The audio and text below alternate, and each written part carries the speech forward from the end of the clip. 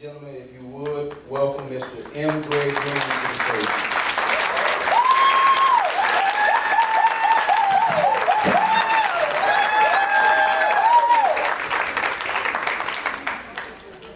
Good afternoon, everybody. How y'all doing?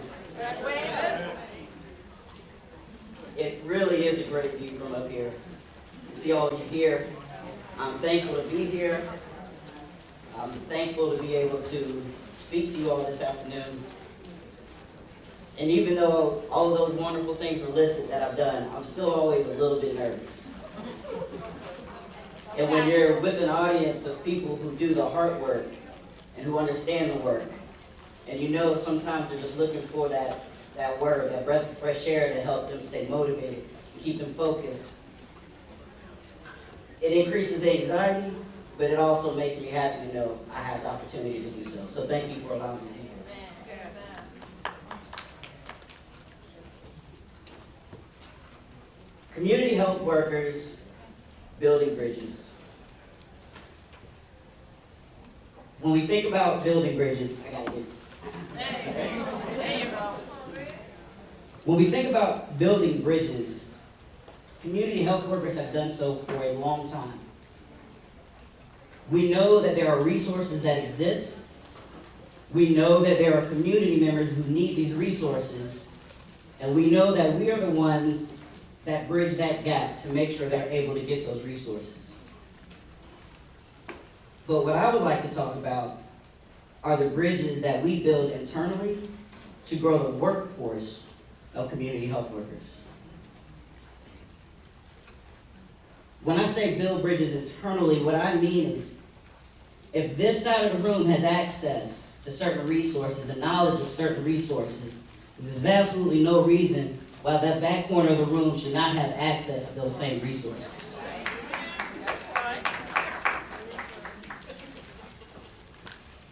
We have to remember why we do the work we do. When you remember your why, there is no competition. When you remember that at the end of the day, the goal is to have healthier South Carolinians, the goal is to make sure we acknowledge the issues, the social justice issues, so that we can take those social determinants of health and get folks in a better place in their lives. That's the end goal that we all strive for. That's the hard work that we put into our work every day. And so we can't forget that, because if we forget that, that's when we find that competitive spirit that can really damage bridges.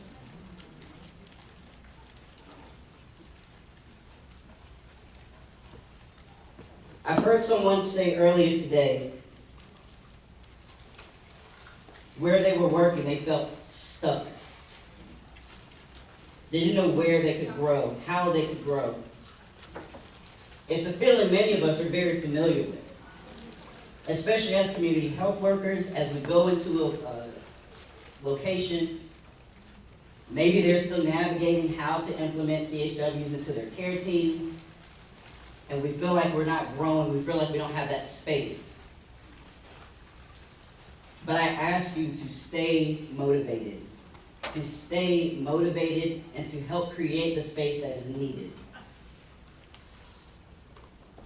And if that box gets too tight, leave, because there is an organization that is prepared and is ready to have you on their team and make the difference that you were born to make. Thank you, Fred. Thank you. There's a piece of comfort in what we're used to. And it was stated earlier. Matter of fact, right before I came up. There's growth in discomfort. When you start to feel uncomfortable, but you're saying what needs to be said and you're speaking up for your community, you're speaking up for your other colleagues or your employees, there's growth in that discomfort. And so we have to learn how to sit in that and make it work. So I'm going to start with kind of the newer CHWs. When you're building bridges, the bridges you're building right now is a networking in this room. Use that passport, meet people you haven't met before, outside of your region, outside of your area. Learn what's happening, learn what's going on. That way you don't have to reinvent the wheel. For folks that have been doing this for quite some time, look at how you can step into leadership roles. So that the folks that are brand new and starting, you can reach back to them and say, hey, I'm kind of on level 10. You don't have to go through all those steps. I can at least bring you up to 8. So that as I grow, you grow, the workforce grows. We strengthen the workforce. For those who have been in leadership and who are in leadership, and you see the changes that has happened over the years, share that knowledge, mentor other folks that are involved in this work, and get to a place where you can mentor almost like behind the scenes so that we can get fresh faces, new perspectives, new visions on some of our leadership spaces. Very often we know that folks have that skill, folks have that ability to lead, and we want to create a space for them. Sometimes that space for them is our space.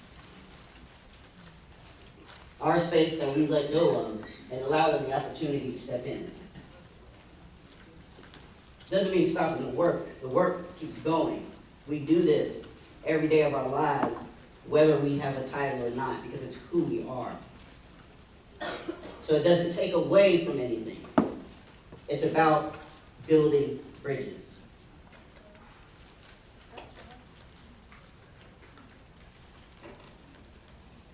When we talk about financial stability for the workforce,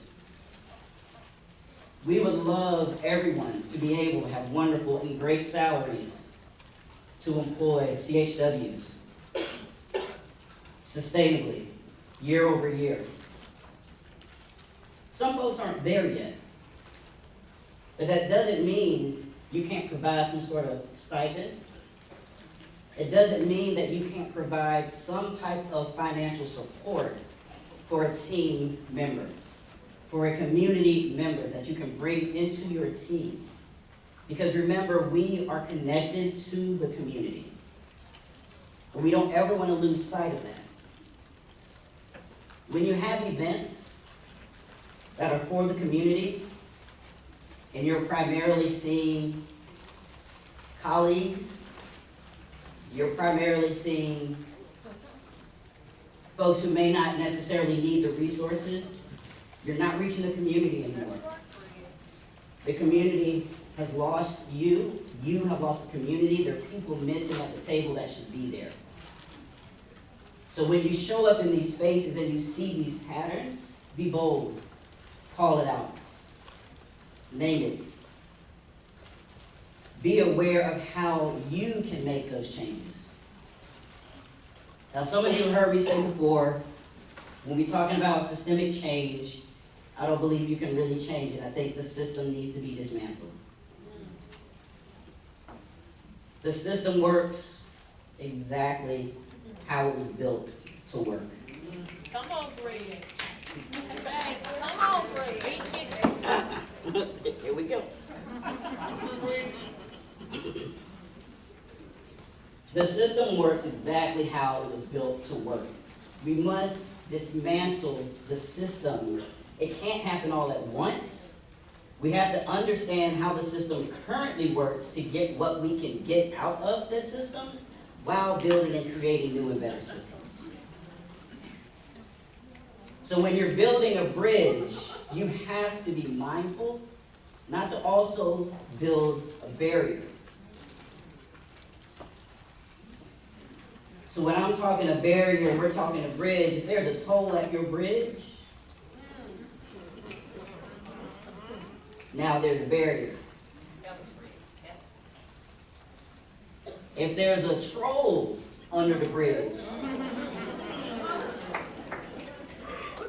even if the bridge is free, you gotta, okay, if I just keep a straight face, if I just say these things, it'll be fine, it won't be, and you get there and that troll pops out, and it's discouraging. So when you're building your bridge, make sure that it is accessible. Make sure that we have ramps. Make sure that there's spacing. Make sure that there is lighting. Make sure that there are words so people know and understand that that bridge is there. I'm also someone who's kind of big on the idea of it's okay to burn bridges.